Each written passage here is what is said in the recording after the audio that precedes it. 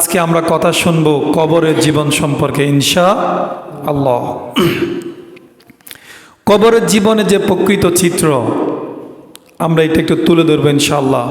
সূরা মুমিন আয়াত নাম্বার 23 আল্লাহ রাব্বুল আলামিন বলছেন, ওয়া মিন ওয়ারাইহিম বারযাখুন ইলা ইয়াউমি ইউবআসুন।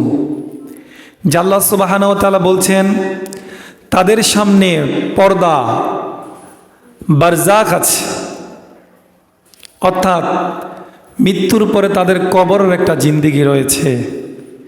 ওই কবরের জিন্দেগি তার ব্যক্তি কেমন হবে, সময়সীমা কেমন হবে, ওটার সময়সীমা হবে ইলা ইয়াউমি ইউবআসুন, পুনরুত্থান দিবসের আগ পর্যন্ত। অর্থাৎ আপনি মরে গেলে আপনাকে হাসরের ময়দানে উঠানোর আগ পর্যন্ত যে সময়টা, সেই সময়টার নাম হচ্ছে কবরের জগৎ। সুবহানাল্লাহ কন্যা।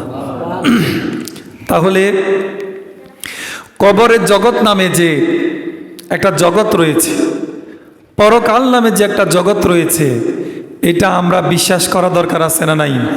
কথা বলেন না, আছে না নাই? আপনার ইমানের যে সকল শাখা রয়েছে তার ভিতরে অত্যন্ত গুরুত্বপূর্ণ একটি শাখা হচ্ছে মৃত্যু পরবর্তী যে জীবন রয়েছে সেটাতে বিশ্বাস করা। সুবহানাল্লাহ কন্যা। একজন ইমানদার, একজন মানুষ কখনো ইমানদার হতে পারবে না যদি মৃত্যু পরবর্তী আরেকটা জীবন আছে যদি এটা বিশ্বাস না করে, তাহলে সে ব্যক্তি ইমানদার হইতে পারিবে না। মায়েশা রাদিয়াল্লাহু তাআলা আনহা একদিন রাসূল পাক সাল্লাল্লাহু আলাইহি সাল্লামকে প্রশ্ন করলো, ইয়া রাসূলুল্লাহ, মৃত্যু পরে যে একটা জীবন রয়েছে, ওই জীবনে মৃত্যু পরবর্তী জীবনের আগে দুনিয়াতে ভালো করলে ভালো ফলাফল পাওয়ার সুযোগ রয়েছে, আর খারাপ কাজ করলে, যদি অন্যায় কাজ করা হয় তাহলে শাস্তির সুযোগ রয়েছে। ইয়া রাসূলুল্লাহ, কেউ যদি মৃত্যু পরবর্তী সময়ে যখন সে কবরে চলে যাবে, দুনিয়ায় থাকা অবস্থায় যদি অন্যায় করে, অত্যাচার করে, দুনিয়ায় থাকা অবস্থায় যদি আল্লাহর সীমা লঙ্ঘন করে, আপনি রাসূলের আদেশ এবং নিষেধের বাইরে জীবনযাপন করে, তার ব্যাপারে কবরে কি হবে? তখন রাসূলুল্লাহ সাল্লাল্লাহু আলাইহি সাল্লামকে যখন মায়েশা প্রশ্ন করলো কবরে আযাব কি সত্য, এ কথা বলার পরে রাসূল বলছেন, আযাবুল কবরি হাক্কুন। ও আয়েশা শোনো, কবরে যে আযাব রয়েছে এ বিষয়ে কোনো সন্দেহ নাই। সুবহানাল্লাহ কোন কবরে আযাব রয়েছে। মায়েশা বলছেন, এই আলোচনা করার পর এই বিবৃতি যখন সাহাবায়ে কেরামের সামনে রাসূলুল্লাহ সাল্লাল্লাহু আলাইহি সাল্লাম দিয়েছেন, যখনই রাসূল নামাজ পড়তেন, নামাজের পরবর্তী সময়গুলোতে সব সময় কবরের আযাব থেকে বাঁচার জন্য দোয়া করতেন। সুবহানাল্লাহ। রাসূলের তো কোনো গুনাহ ছিল না, তিনি তো ছিলেন নিষ্পাপ, মাসুম। একটা গুনাহ রাসূলের জীবনে ছিল না। তারপরেও তিনি যখন নামাজের পরে নামাজ শেষ করতেন, তাসবিহ তাহলিল শেষ করে কবরের আযাব থেকে বাঁচার জন্য আল্লাহর কাছে দোয়া করতেন। এই দোয়া করার মানে হচ্ছে পৃথিবীর তিনার যে উম্মতেরা রয়েছে, উম্মতেরা যেন রাসূলের কাছ থেকে শিক্ষা গ্রহণ করতে পারে। ও দুনিয়ার উম্মতেরা শোনো, আমি রাসূল গুনাহ না থাকার পরেও এই নামাজের পরে কবরের আযাব থেকে বাঁচার জন্য আল্লাহর কাছে দোয়া করছি। তোমরাও যখন নামাজ শেষ করবা, সকাল সন্ধ্যায় কবরের আযাব থেকে মাপ চাওয়া দরকার আছে না নাই? কথা বলেন, আছে না নাই? প্রত্যেকেরই কবরের আযাব থেকে বাঁচার জন্য দোয়া করতে হবে। আপনার নাসাই শরীফের একটি হাদিস, আসমা বিনতে আবি বকর, রাসূলুল্লাহ সাল্লাল্লাহু আলাইহি সাল্লামের স্ত্রী আসমা, আবু বকরের মেয়ে, তিনি যখন হুজুরের হুজরার ভিতরে রাসূল মসজিদে নববীতে রাসূলুল্লাহ সাল্লাল্লাহু আলাইহি সাল্লাম খুতবা দিচ্ছিলেন, খুতবা দেওয়ার এক পর্যায়ে যখন কবর সম্পর্কে আলোচনা করলেন, কবরের ভয়াবহ পরিণতি নিয়ে যখন আলোচনা শুরু করলেন, তখন উপস্থিত সাহাবায়ে কেরাম এবং মুসলমান যারা রয়েছে তারা হাউ মাউ করে চিৎকার দেওয়া শুরু করছে। সুবহানাল্লাহ কন্যা। প্রত্যেকে যখন চিৎকার শুরু করলো, কবরের ভয়াবহ আযাব যখন রসুল চিত্র যখন মানুষের সামনে তুলে ধরলেন, প্রত্যেকে যখন চিৎকার শুরু করলো, আসমা বিনতে আবি বকর বলছেন আল্লাহ রসুল কি আলোচনা করতেছে, উপস্থিত জনগণের চিৎকারে পরবর্তী আওয়াজগুলো আমি শুনতেই পেলাম না। সুবহানাল্লাহ কন্যা। সাহাবায়ে কেরাম জিনাদের উপর স্বয়ং আল্লাহ খুশি, আল্লাহ রাদিয়াল্লাহু আনহুম ওয়া রাদু আন, তাদের উপরে আল্লাহ খুশি, আল্লাহ তাদের উপরে খুশি। সুবহানাল্লাহ কন্যা। যে সাহাবায়ে কেরামের উপরে আল্লাহ খুশি এবং আল্লাহ সাহাবায়ে কেরামের উপর খুশি, ও সাহাবায়ে কেরামের সামনে যখন কবরের আলোচনা করা শুরু করলো, রাসূলুল্লাহ সাল্লাল্লাহু আলাইহি সাল্লাম স্ত্রী আসমা বিনতে আবি বকর তিনি বলছেন রসুলের সামনে উপস্থিত সাহাবায়ে কেরাম হাউ মাউ করে এমনভাবে চিৎকার দেওয়া শুরু করলো, রসুল পরবর্তীতে কি কি কথাগুলো বলছে আমি উপস্থিত জনগণের চিৎকারে শুনতেই পেলাম না। সুবহানাল্লাহ। তাহলে তারা এত বেশি আমল করার পরেও কবর নিয়ে চিন্তা করে, অথচ আমরা বেমালুম বলে যাচ্ছি যে কবরের জগৎ নামে যে একটা বিখ্যাত একটা সময়, বিশাল একটা সময় যে রয়েছে, বেমালুম বলে যাচ্ছি। দুনিয়া দুনিয়া করে কবরের কথা আমরা স্মরণ করি না। কথা বলুন ঠিক কিনা? প্রিয় ভাইরা আমার, রাসূলের একজন সাহাবী আবু সাঈদ খুদরি রাদিয়াল্লাহু তাআলা আনহু বলছেন আল কবরু ইম্মা হুফরাতিন মিন হুফারিন নার, কবরের দুইটা অবস্থা হবে, আও রাওদাতুম মিন রিয়াজিল জান্নাহ, কিছু কিছু মানুষের জন্য কবরটা হবে জাহান্নামের একটা গর্ত, জাহান্নামের একটা গর্ত কিছু কিছু মানুষের জন্য তার কবর, আবার কিছু কিছু মানুষের জন্য তার কবরটা হবে জান্নাতের একটা টুকরা। সুবহানাল্লাহ কোন। প্রিয় ভাইরা আমার, আল্লাহ রসুল যখন এই হাদিস বলছেন কি ভয়ঙ্কর কথা, যদি আমার আপনার কবরের অংশটা, কবরটা যদি রাউদাতুম মিনার রিয়াজিল জান্নাহ না হয়ে যদি জাহান্নামের একটা গর্ত হয়, এই দুনিয়াতে আল্লাহ আমাকে পাঠালেন, জাহান্নামের ভিতরে যদি আমি আপনি যাওয়া লাগে, এক জীবনে আল্লাহ এই দুনিয়াতে 60-70 বছর সময় দিয়েছেন, কি লাভটা হলো?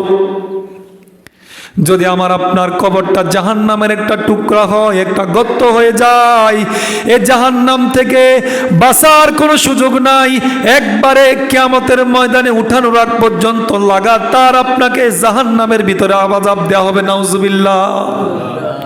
রসুল বলছেন জাহান্নাম এমন খারাপ একটা জায়গা হবে, যদি কোনো মানুষকে 1 সেকেন্ড ওই জাহান্নামের আগুনের ভিতরে দেওয়া হয়, 1 সেকেন্ড জাহান্নামের আগুন সহ্য করার মতো ক্ষমতা পৃথিবী এবং পৃথিবীর বাহিরে কোনো মানুষকে আল্লাহ তাআলা দেন নাই। নাউজুবিল্লাহ বলে সবাই। প্রিয় ভাইরা, আমরা দোয়া করি আল্লাহ আপনি জাহান্নামে আমাদেরকে দিয়েন না, আমাদের কবরটাকে জাহান্নামের টুকরা বানায়েন না। সকলে বলে আমিন। আল্লাহ আমাদের কবরটাকে আপনি মির রিয়াজিল জান্নাত, জান্নাতের একটা টুকরা বানিয়ে দিয়েন। সকলে বলে আমিন। যদি আমার আপনার কবরটা জান্নাতের একটা টুকরা হয়, তাহলে আমার আপনার মানব জীবন সফল। যদি জাহান্নামের গর্ত হয়ে যায়, তাহলে চিরকাল এই জাহান্নামে থাকা লাগবে। ওই কিয়ামতের ময়দান কবে অনুষ্ঠিত হবে? লক্ষ লক্ষ বছর চলে যাবে, আমি আপনি জাহান্নামী হয়ে যাব। আল্লাহ আমাদেরকে হেফাজত করুক। সকলে বলে আমিন।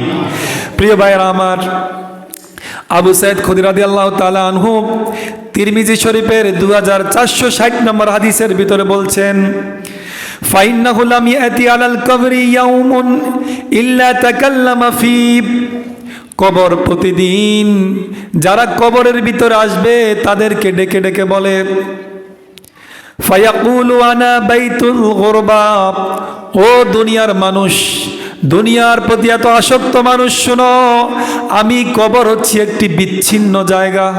কবর কি বিচ্ছিন্ন নয়? আপনি কবরে যখন ঢুকবেন, দুনিয়ার কোনো মানুষের সাথে কি আপনার সম্পর্ক থাকবে? আপনার ভাইয়ের সাথে, মায়ের সাথে, সমাজের সাথে, আপনার বন্ধু বান্ধবের সাথে, কারো সাথে কি আপনার সম্পর্ক থাকবে? কথা বলুন, থাকবে? কবর হচ্ছে একটা বিচ্ছিন্ন জায়গা, কারো সাথে কোনো সম্পর্ক থাকবে না। কবর আবারও ডাকে বলে, ও আনা বাইতুল ওয়াহিদা, আমি হচ্ছে একাকিত্বের ঘর, আমি একাকিত্বের ঘর, আমার ভিতরে কেউ থাকবে না। তোমার কবর, ওই কবরে ভালো করো খারাপ করো, তুমি একাই থাকতে হবে, তোমার সঙ্গী বলতে কেউ থাকবে না। কথা বলুন ঠিক কিনা? আপনার সাথে আপনার স্ত্রী যাবে না, সন্তান যাবে না, আপনার সাথে মা বাবা যাবে না, যে মা আপনার শরীরের ভিতরে একটু জ্বর হলে রাত্রে ঘুমাতে পারে না, যে বাবা আপনি একটু অসুস্থ হলে বাবার খাবার দাবার বন্ধ হয়ে যায়, আমার শরীরটা অসুস্থ, যে স্ত্রী আপনি অসুস্থ হলে পাগল হয়ে যায়, ওই স্ত্রী বলেন, মা বলেন, বাবা বলেন, কেউ আপনার কবরে যাবে না, আপনি কবরের ভিতরে একাই থাকতে হবে। কথা বলুন ঠিক কিনা?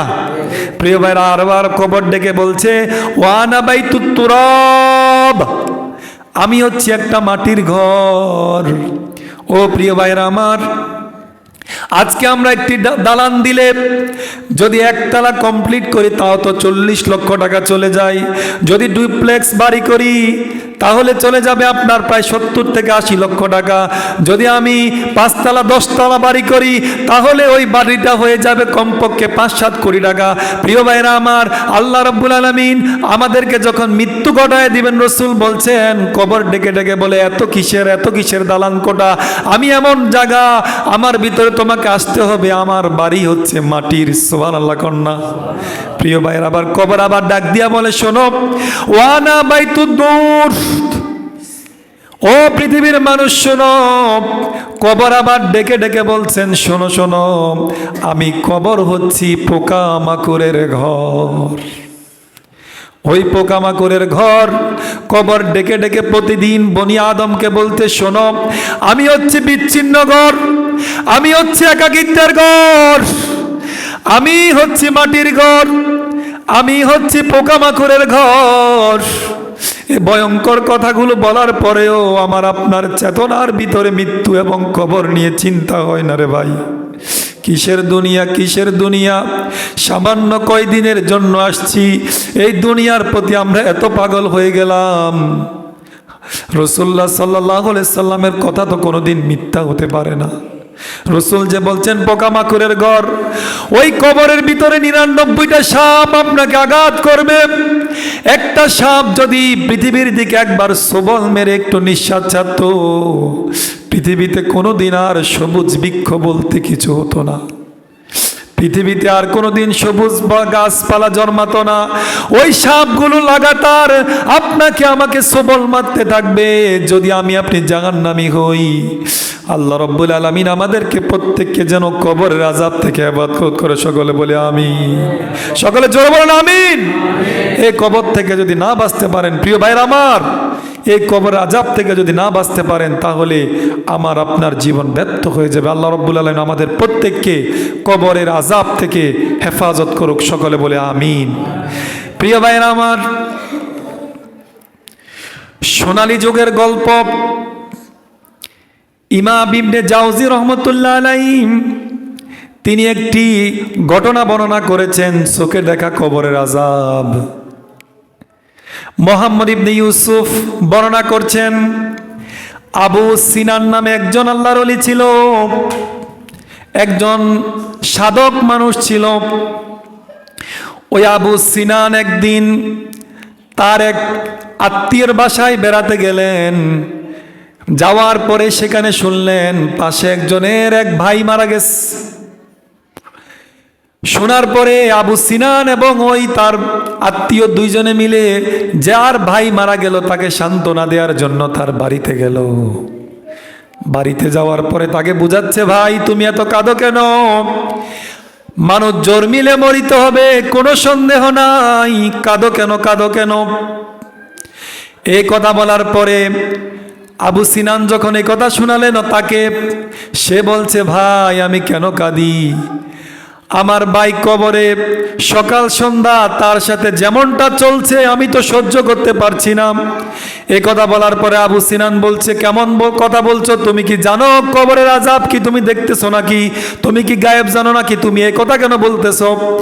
এই কথা বলার পরে আবু সিনানকে ওই ব্যক্তি বলল যার ভাই মারা গেল, সে বলছে, আমি যখন কবরে আমার ভাইকে শোয়ালাম, শোয়ানোর পরে বাঁশ দিয়ে কাঠ দেওয়ার পরে যখন আমি মাটি দেওয়া শুরু করলাম, কবরের ভিতর থেকে আমি আহ আহ শব্দ শুনতে পেলাম, একটা চিৎকারের আওয়াজ শুনতে পেলাম। এটা শুনতে পেয়ে তো আমি ঘাবড়িয়ে গেলাম, হায়রে আমার ভাইকে এইমাত্র কবরে রাখলাম, কবরের ভিতর থেকে কেন আহা এবং কষ্টের আওয়াজ আসছে? এই কথা শোনার পরে আমি আস্তে আস্তে করে মাটি সরাতে শুরু করলাম। উপস্থিত মুসল্লিরা আমাকে মাটি সরানো থেকে বারণ করলো। তারপরে আমি সরে গেলাম। আবারও যখন আমি মাটি দিতে গেলাম, আবারও আমি আমার ভাইয়ের কবর থেকে চিৎকারের আওয়াজ শুনতে পেলাম। চিৎকারের আওয়াজ শুনতে পেয়ে আমি আবারও ঘাবড়ে গেলাম। আমি আবারও কবরটাকে খুঁজতে লাগলাম। উপস্থিত জনতা আমাকে আবারও বারণ করলো। 3 নম্বর বারে যখন আমি আবারও মাটি দিতে গেলাম, আবারও কবর থেকে চিৎকারের আওয়াজ শুনতে পেলাম। এবার আমি যখন কবরটাকে একবারে ওপেন করে খুলে দেখলাম, এমন একটা বিষয় আমার সাথে ঘটলো। আমি দেখলাম আমার ভাইয়ের কবরের ভিতরে আমার ভাইকে আগুনে ভেষ্টনী করে রাখছে। এটা দেখার পরে আমি যখন কবর সরাতে লাগলাম, আমার হাতের 4টা আঙ্গুল পুড়ে গেল। এ কথা বলার পরে আবু সিনান বলল, কি এমন আশ্চর্য ঘটনা তুমি আমাকে শোনালাম? তারপরে হাউমাউ করে কান্নাকাটি করে আমি আমার ভাইয়ের কবরটাকে দিয়ে দিলাম। আমি তো স্বাভাবিক অবস্থায় কাঁদতেছি না, আমি তো আমার ভাইয়ের অবস্থা চিন্তা করে কিছুক্ষণ পরপরই আমি অসুস্থ হয়ে যাচ্ছি আর চিৎকার করছি। এই কথা বলার পরে আবু সিনান ওই সময়ের একজন বড় আল্লাহর ওলি ছিলেন, তার নাম ছিল ইমাম আউজাইর। ওই ইমাম আউজাইর নিকট গেলেন, গিয়ে বললেন, ও সম্মানিত আল্লাহর ওলি, শুনুন, এমন এমন একটা ঘটনা শুনলাম।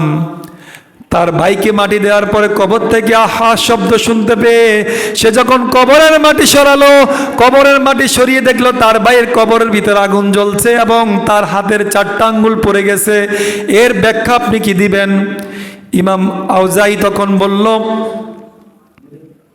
যে এই যে কবরের ভিতরে আগুনের যে বিষয়, কোনো ইহুদি খ্রিস্টানকে মরার পরে যখন তাদেরকে কবরে রাখা হয় অথবা তাদেরকে পুড়ে ফেলা হয় অথবা যে যেমনিতে রাখে তাদের কবরে তো ওইভাবে আগুন জ্বলে না।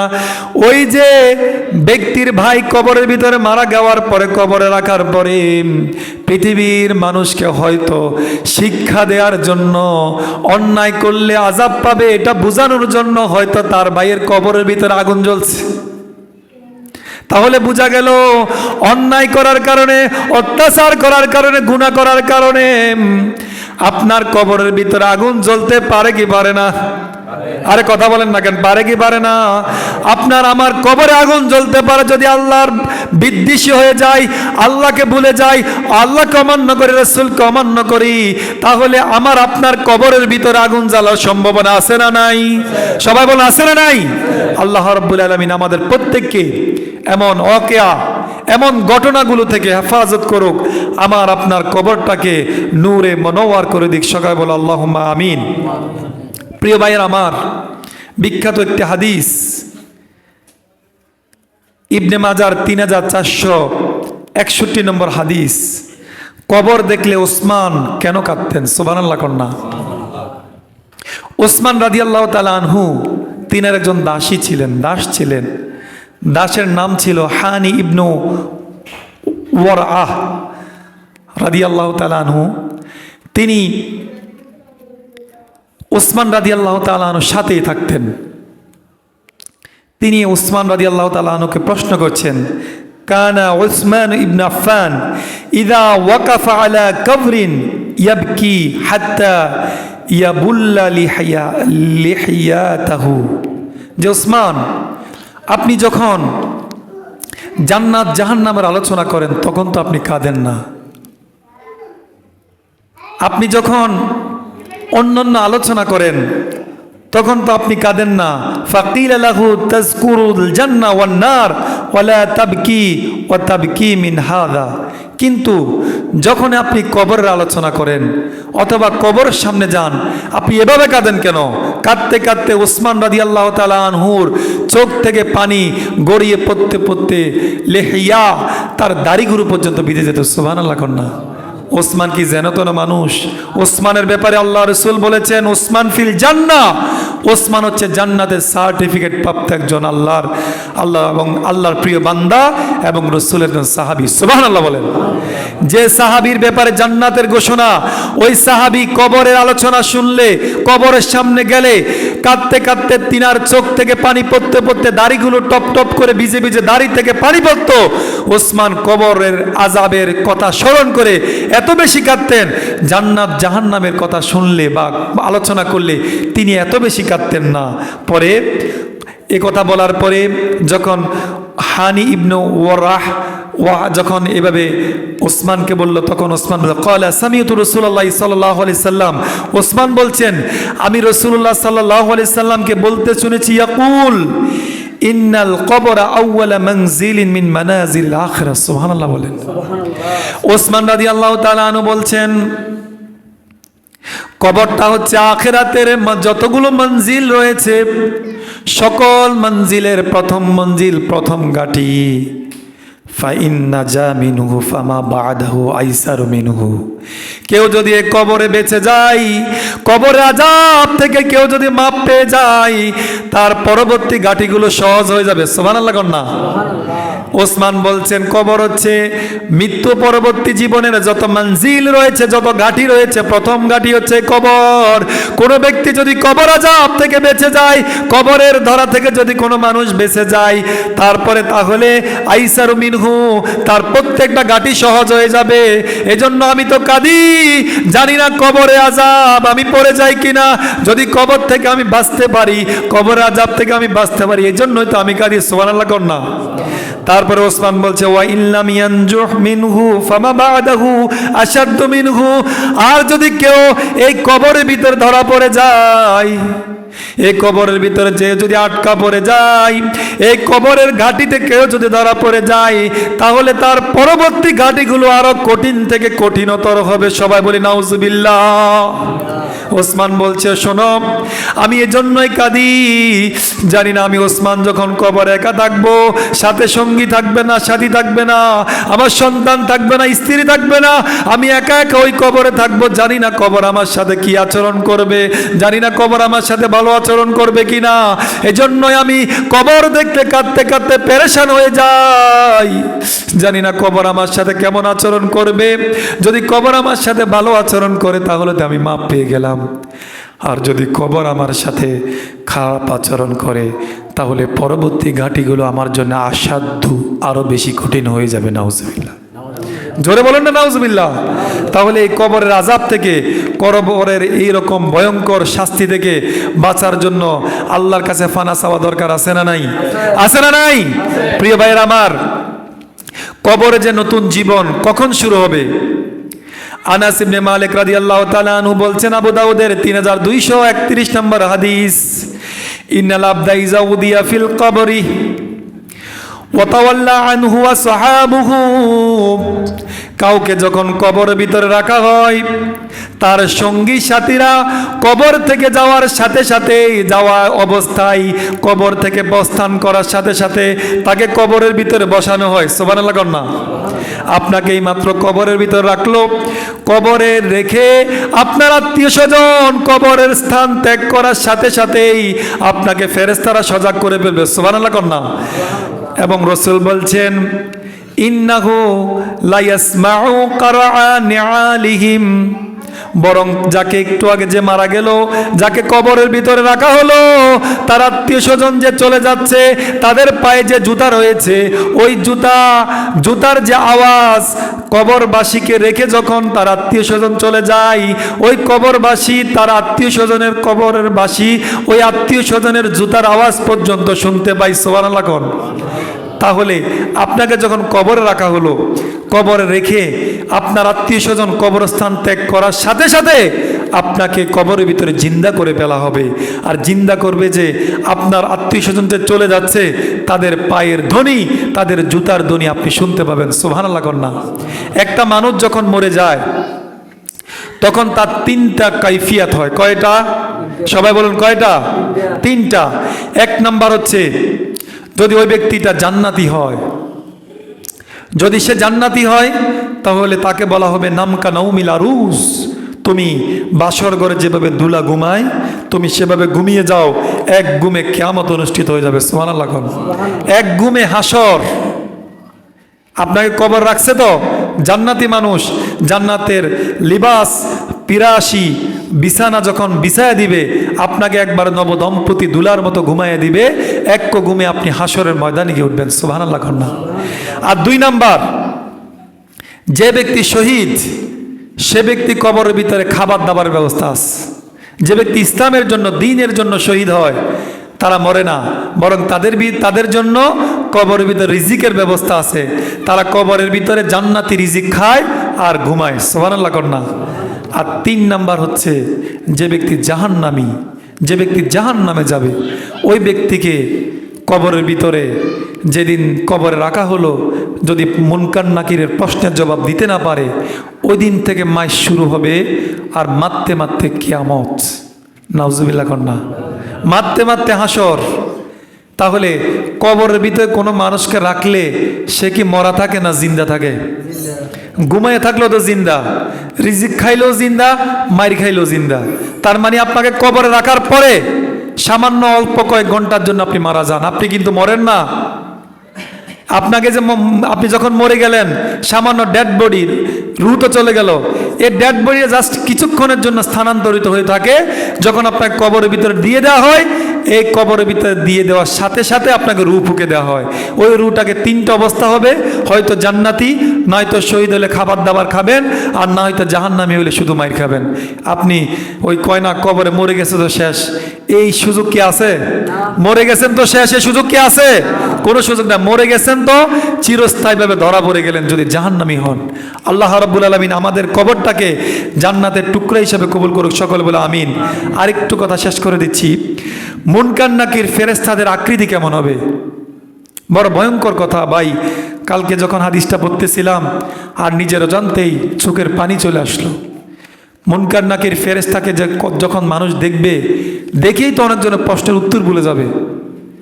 মুনকার নাকিরকে যখন দেখবে, আবু হুরায়রা রাদিয়াল্লাহু তাআলা আনহু বলছেন, তিরমিজি শরীফের 1071 নম্বর হাদিস, ইজা কুবিরাল মাইয়িত, যখন একটা মানুষকে কবরের ভিতরে রাখা হবে, আতাহু মালাকানে, 2জন ফেরেশতা তাদের সামনে আগমন করবে। একজন হবে আসওয়াদানে আরজাকানে, তাদের শরীরের কালার হবে কালো বর্ণের এবং তাদের চোখগুলো হবে নীল বর্ণের।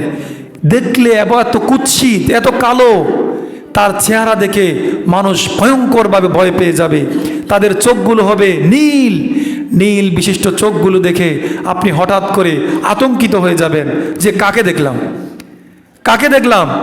এ মুনকার নাকির ফেরেশতার আকৃতি দেখে, তাদের কালো চেহারা দেখে, তাদের চোখের নীল বর্ণ দেখে মানুষ প্রশ্নের উত্তর বলে যাবে। নাউজুবিল্লাহ কন্যা, এত ভয়ঙ্কর হবে।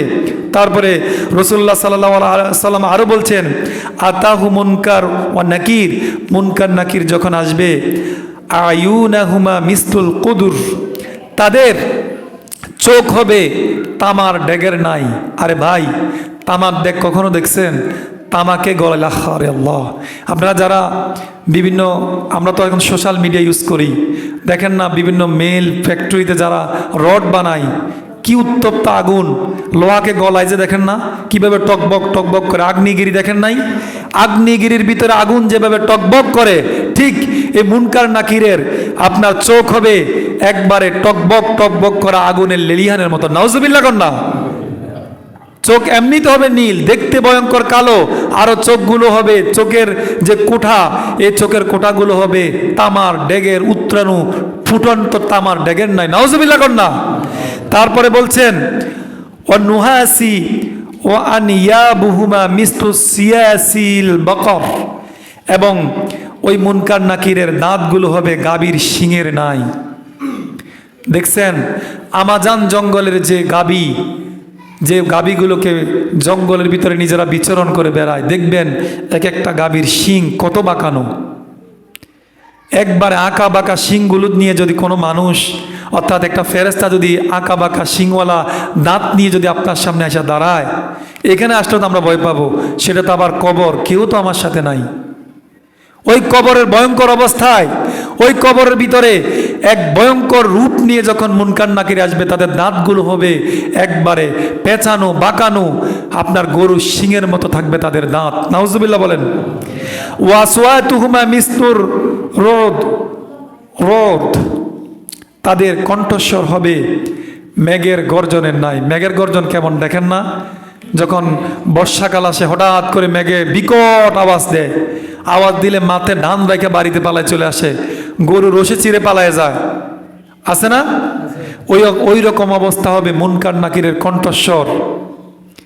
যদি প্রশ্নের উত্তর দিতে না পারেন, কবরের ভিতরে আপনার কিছু ফেরেশতা থাকবে, তারা চোখেও দেখে না, কানেও শোনে না, অপরিচিত ভীতিকর ভয়ঙ্কর ফেরেশতারা এসে চোখেও দেখে না, কানেও শোনে না, এমন কিছু ফেরেশতা এসে আপনাকে এলোপাতারি মারা শুরু করবে। যদি আপনি জাহান্নামী হন, আপনার কি মাথায় লাগলো না পায়ে লাগলো না পিঠে লাগলো, তারা তো চোখেই দেখে না। নাউজুবিল্লাহ বলেন। ওই মায়ের কি একদিন হতো ভাই, ওই মাইক চলবে একবারে কিয়ামতের ময়দান অনুষ্ঠিত হওয়ার আগ পর্যন্ত আপনাকে ভয়ঙ্কর আযাবের মুখোমুখি হতে হবে। এই জন্য এই কবরের জীবনের শাস্তি আযাব থেকে বাঁচার জন্য আমাদেরকে দ্বীনের পথে আসা দরকার, আছে না নাই? সবাই বলুন, আছে না নাই? আমাদের দুনিয়ার 60-70 বছরের জিন্দেগি ক্ষণিকের জিন্দেগি মাত্র। এই ক্ষণিকের জিন্দেগির পেছনে এত পাগল হলে চলবে না। এই ক্ষমতা, এই রাজত্ব, এই টাকা পয়সা, এই অহংকার প্রতিপত্তি সামান্য কয়দিনের মাত্র। 60 বছর, 70 বছর, বেশি হলে 100 বছর। এরপর আপনি কোথায় যাবেন? যেখানে যাবেন সেখান থেকে রিটার্ন করার কোনো সুযোগ নাই। প্রিয় ভাইয়ের আমার, এই জন্য সকলের কাছে করজোরে বলি, এই দুনিয়ার প্রতি এত আসক্ত হওয়ার কোনো সুযোগ নাই। কবরের জিন্দেগি নিয়ে, কবরের পেরেশান নিয়ে, কবরে কিভাবে থাকবো আমি, এই টেন্ডেন্সি নিয়ে আমাকে আপনাকে জীবন পরিচালনা করা দরকার, আছে না নাই? আছে না নাই? আল্লাহ রাব্বুল আলামিন আমাদের প্রত্যেককেই কবরের আযাবের ভয়াবহতা বুঝে, কবরের একাকিত্বের কথা চিন্তা করে, নিজের কবর, নিজের আমল ভালো হলে কবর ভালো হবে, আমল খারাপ হলে কবর খারাপ হবে। একবার সিম্পল, একদম সিম্পল কথা। আপনি ভালো আমল করবেন, কবরে ভালো থাকার নিশ্চয়তা আছে। ভালো পড়াশোনা পড়াশোনা করবেন, ভালো ফলাফল হওয়ার সম্ভাবনা আছে। আর যদি পড়াশোনা না কইরা আপনি A+ চান, আপনারা কি এক্সামিনের A+ দিবে? কারণ আপনি পড়াশোনাই করলেন না, আপনি চাচ্ছেন A+, সম্ভব? আপনি আমলই করলেন না, আপনি চান জান্নাত। আবার শুধু যেন তেন জান্নাত না, জান্নাতুল ফেরদাউস চান। কি ভয়ঙ্কর অবস্থা! তাহলে জান্নাতুল ফেরদাউস চান আর জান্নাত চান? যদি ভালো আমল করেন, আমার আপনার জন্য জান্নাত রেখেছেন কে? সবাই বলুন, কে? আল্লাহ তো মানুষকে জান্নাতে দেওয়ার জন্যই জান্নাতের দরজা রাখছে 8টা, জাহান্নাম রাখছে 7টা। এটাই তো বোঝা যায় বনি আদমকে আল্লাহ কত ভালোবাসে। এই জন্য আমাদের কবরটাকে যদি মির রিয়াজিল জান্নাতের একটা টুকরা বানাইতে হয়, তাহলে আমল করা দরকার, আছে না নাই? আছে না নাই? প্রত্যেকেই আল্লাহ এবং তার রাসূলের ভালোবাসা পাওয়ার জন্য নিরবিচ্ছিন্নভাবে ইবাদত করে আমার আপনার কবরটাকে যেন সুন্দর করতে পারি। আল্লাহ রাব্বুল আলামিন তৌফিক দান করুক।